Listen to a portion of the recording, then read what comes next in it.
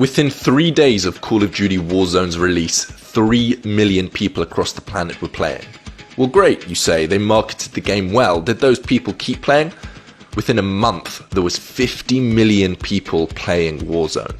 On the outside, Warzone just looks like an innocent bit of fun, but when we peek behind the curtains, we'll understand how much of a masterpiece this is. A game design masterpiece that's been carefully crafted to get you to play, then to keep playing, and to keep playing again and again and again until you become addicted. So in this video, I don't just want to peek behind the curtains and show you what they're doing. I want to rip off the curtains, reveal exactly what these people are doing in order to get you addicted. Gaming addiction's an interesting topic to talk about because I've been through it. You know, gaming's been around my whole life. It started with the Game Boy Color, the PlayStation 1, then the PlayStation 2, and then the Nintendo Wii, then the Xbox 360, then the PS3, and then it went across to gaming.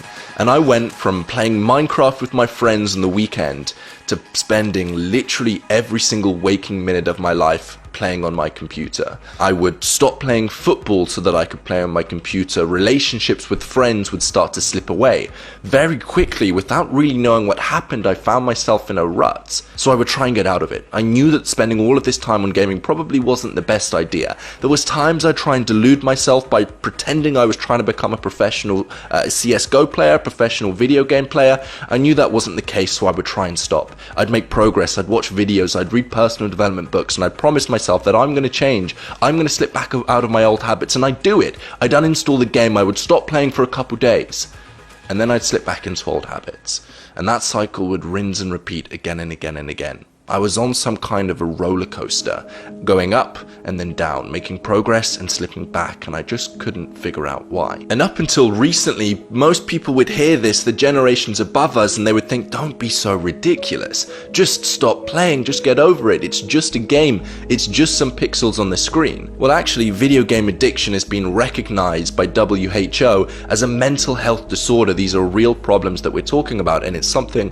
we've got to address. If anything takes up that much time of our life, I'm the founder of time theory, and if something's taking up that much of our time, we've got to at least look into it. But before I get onto the topic of really explaining what video games are doing to your brain, let me first include a couple disclaimers. I'm not saying all video games are bad, I'm not saying that at all. I've enjoyed video games healthily before and it's been great. When it comes to using your time, there's a simple equation for productivity.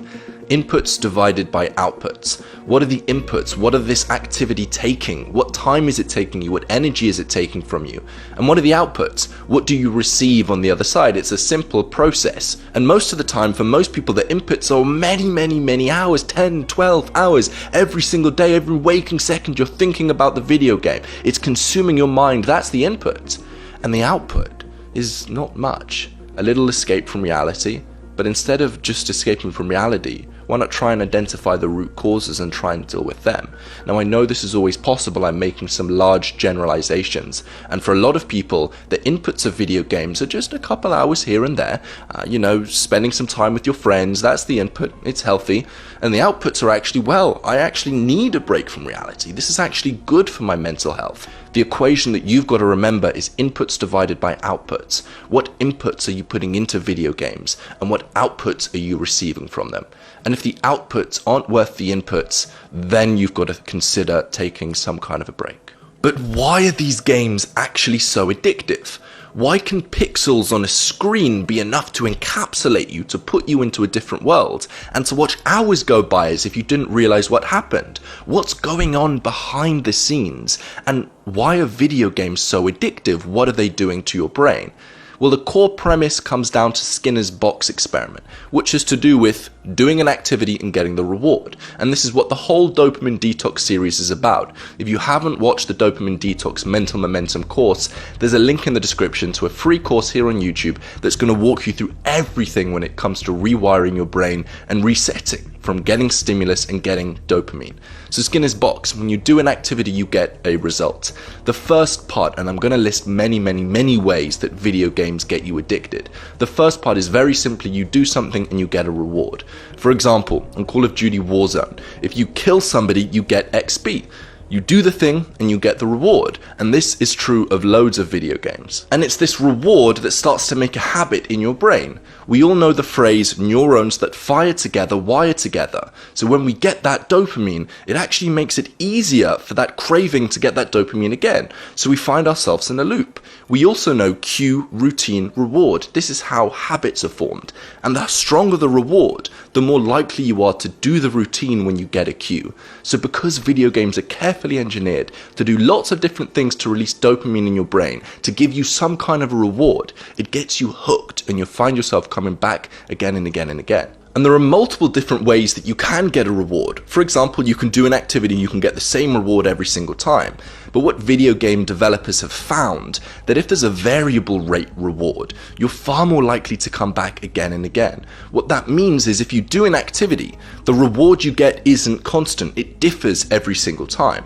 For example, if you want to train a dog, instead of giving him a reward every time he does something well, you should actually intersperse the rewards you give him. Sometimes you give him loads of rewards and sometimes you don't give him many rewards at all. This variable rate of rewards is by far the most stimulating place. Remember, dopamine isn't just the reward neurotransmitter, it's the craving neurotransmitter. You get the most dopamine not once you've achieved the thing, but in expectation of receiving the reward. So if the outcome, the reward, you don't know quite what it's going to be, then the reward becomes far more tantalizing when you do get it. And it's the craving that becomes incredible. That's why with gambling, you don't know what the outcome's going to be, and that's why it's so intense. In the video game CSGO, you're given a rank. This rank is meant to be how good you are at the game. If you win multiple games in a row, you get moved up a rank and you're playing with more difficult people. But the thing is, your rank and how far you are or how close you are to the next rank, they keep that hidden. Which means after you've won a game, you're expecting to get promoted, but you don't know just how far away you are from getting the promotion. So you win the game and you're not quite sure if you're going to get promoted or whether it's going to be the next game that you get promoted. And because they keep that hidden, it's all carefully done. They do this with a purpose. And the reason they do that is because when you don't know the reward, it's far more stimulating when you get the reward. But even the fact that there are ranks, again, it's tapping into human psychology to get you addicted. If we look at Maslow's hierarchy of needs, literally the top of the pyramid, the most important thing is feeling like you're making progress. And by giving you these ranks, by giving you this score, by giving you this data point to determine how valuable you are, when you see that data point trick up, you feel like you're improving yourself. But here's the thing. Growth for the sake of growth is the mindset of a virus, not of a human. I said this in the last video and you guys seem to really enjoy it. Improving yourself for the sake of improving yourself is pointless. What is the utility of that improvement?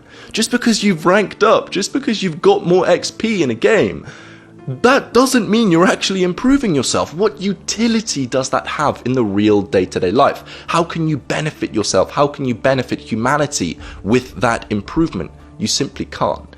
So what these video games are doing is they're tapping into human psychology to make you feel like you're living an incredible life, when in reality, oftentimes the opposite may be true. And when you think about it, in sports, or if you're competing for a job or you're a musician trying to get to the top, all humans have a tendency to compete.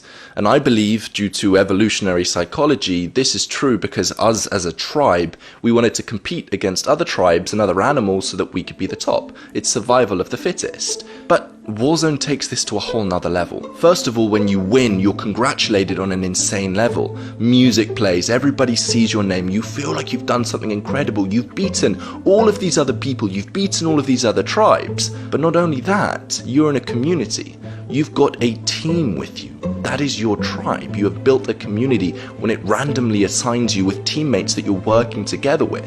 It's literally our tribe versus their tribe, and that's why it feels so great when you can work together as a team, as brothers, to win. And the creators of Warzone know that if they can create a game where you can play with your friends, Now they've added in the element of peer pressure, because as humans, we're social beings, we don't want to let down our friends. So if all of our friends are playing, and they know that the team's going to do better if you're playing, you feel socially obligated to go to war with your tribe. And there's now an added element of peer pressure where if you don't play, you feel like you're missing out. And it feels like all of your friends are bounding together, going towards one common purpose together. They're a team, and you're not playing. It feels like you're missing out. They're doing this all carefully and purposefully. And I mentioned there that all of the team is coming together with one common purpose, and that's just another one of the hundreds of things that video game developers do to keep you hooked. They give you a purpose. In Warzone, they do this especially well. In most battle royale games, the purpose is to win. It's to survive, it's to kill everybody else. But in Warzone, they take this to the next level. Yes, that's the grand mission to win, but there's also side quests along the way. Find loot caches, or go to a certain area of the map, or kill a rival team. It's all done so that you feel like you're consistently making progress towards a grand purpose, a grand mission. If you live your life and you haven't yet figured out what your purpose is, video games give you that purpose, and of course that's compelling. Every human being wants to be using their time in development of some kind of a purpose and in search of some kind of a goal, and video games give that to you perfectly. And video games make this so much more clear than we can ever get in real life. In real life, you can say, right, this is the goal that I want to get to. There's always doubts if that's the best goal, there's always doubts on how you're going to get there. Video games remove all complexity to a level that life just can't compete with those video games.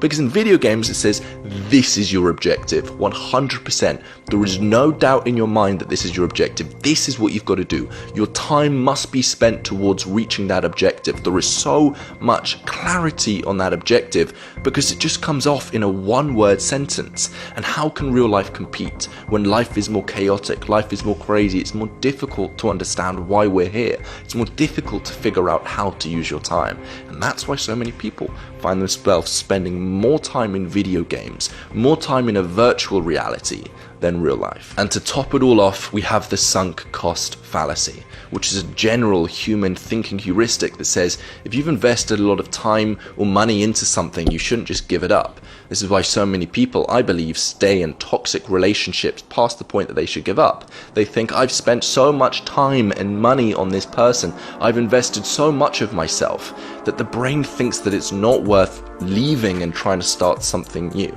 With video games, once they've got you hooked and you've put in 50 hours, 100 hours, 200 hours, it's so difficult to leave that game and to start doing something else because you're good at the game, and if you're trying to learn a new skill, you're not good at that thing. So it seems so much easier to stick with what you're good at instead of leaving and trying to do something else. Now, all of these things that I've just talked about, all of these ways that video games use to get you hooked, them in and of themselves, they're not bad tactics. I use a lot of them in the procrastination program to help people use their time wisely.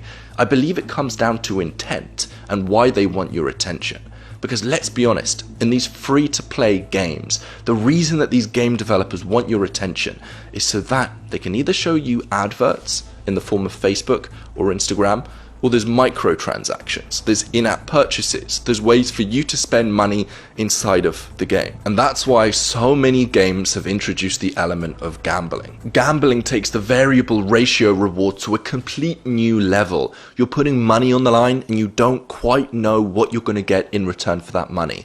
The reward could be incredible, it could be massive. On the flip side, you don't know.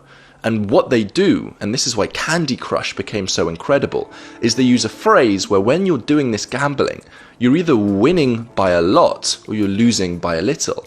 Ever notice in gambling sites, you get very, very close to winning. If you've got a scratch card, you get 2 out of 3 of the things that you need, and the third one is ever so slightly off. So when you lose, you're only losing by a little, so your brain's thinking, oh, I was so close to winning. And then when you win, you're winning by a lot. You're winning by an incredible amount. These are all things that are designed to get you hooked. And at the end of the day, what you've got to consider is inputs versus outputs. Are the inputs of video games worth the outputs? Are the time and the energy spent on these games worth the rewards or the costs that you're getting on the other side? Or is it not worth it? Just like you should try and identify whether the inputs of engaging engaging with this video are worth the outputs. If you spend a few seconds liking the video and subscribing, then more positive videos are going to come on your homepage. Inputs are just a few seconds, and the output is you're filling up your homepage with positive videos that are going to improve your life. I'm stretching for that one, but it's true. The same thing applies. Remember, inputs divided by outputs. So to finish off, your action item for this video is to spend 30 seconds trying to identify whether the inputs of video games are worth the outputs. Just 30 seconds really asking yourself that question, not trying to shy away from the answer. I'll see you in the next video.